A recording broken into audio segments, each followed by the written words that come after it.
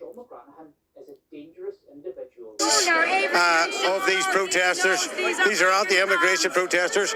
These are middle-class people. And as you can see, the guards are pushing me up the road here. They want us away from this. And you can see, sorry for the language that's coming here, but you can see what they've done. They've cleared the bridge at the bottom of O'Connell Street by this line of riot police, and they've had enough and decided at 5 o'clock they're going to push them off the bridge in O'Connell Street and push them forward, and there is a lot of anger here at this minute in time.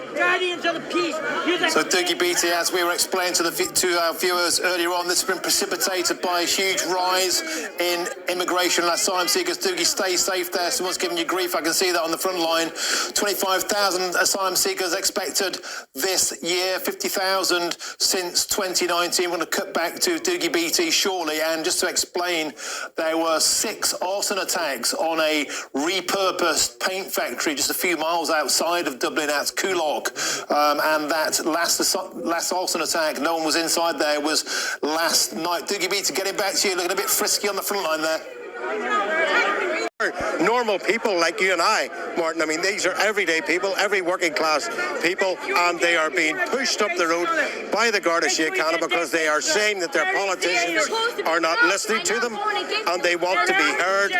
They marched up to the Dáil today at that protest to let the parliamentarians that are here what their problems were, and they are now faced with this on the bridge of the police force of the Republic of Ireland and side, because what will happen here is you will put together a coalition of people who will gather, who will really start to push back against this. And at some point, the government in the Republic of Ireland has to say, we understand what you're saying and we will address it. This is a very bad look for Ireland, as you can see, against its own people. But has there been any advance towards that, Dougie Beattie? You know, we've spoken to... Well, Malachy Stevenson has basically said to you that they are going to stand in the next election. And the elections in the Republic of Ireland always give the result of a coalition government. And that coalition government is by a few. Now, if they can capture at least 6 seats, it means that these anti-immigration parties will be in government by all other terms, because these are nationalists. These are not Republicans. These are nationalist people. They have no problems with any immigration coming into their country, but they keep on saying it's our culture, it's our religion, and it is our country, and you're more than welcome in, but please do not bring in too many people. That is changing the culture of the country, costing the taxpayers here millions and millions. The government's answer to it, and it's very much what's happening inside the United Kingdom as well, as we've seen in other riots. This will get to a boiling point very shortly, but these people here are saying they're not being heard. The mainstream media are not listening to them and reporting them as racist and thugs, and that is, I can tell you, Martin, is definitely not the case. These are everyday working class people, middle class people, grandmothers, mothers, etc., and this is a response to them. And Dougie Beattie, we've been reporting on GB News for some time now that scenes such as this, protests such as this, have been precipitated by some very ugly flashpoints. We saw an incident where an asylum seeker went on a knife attack and attacked children and teachers. We've seen an old-age pensioner robbed inside her home in this past week. We've seen all sorts of violence on the streets, videos on social media getting millions and millions of hits. The social integration isn't working. We're seeing tented, homeless cities springing up, and all the time, Dougie Beattie, we're hearing of who feel absolutely ignored, and worse than that, called fascists and racists and extremists for daring to speak up. Welcome to Communist Ireland. Yes, and this, Martin, this is the problem right across the UK. The indigenous population are very much saying, hold on, we pay the tax here, we want to be heard. There is no badness in this, and many people have said about, one-sided reporting, etc. I'm the only camera crew in here, and I can assure you, I am saying what I am seeing, and it is the report that's here. There's no other crews here. They have decided to stay on the other side of the police lines, and very much these people in Dublin, good, hard-working Irish people, are feeling very, very lost at this minute in time.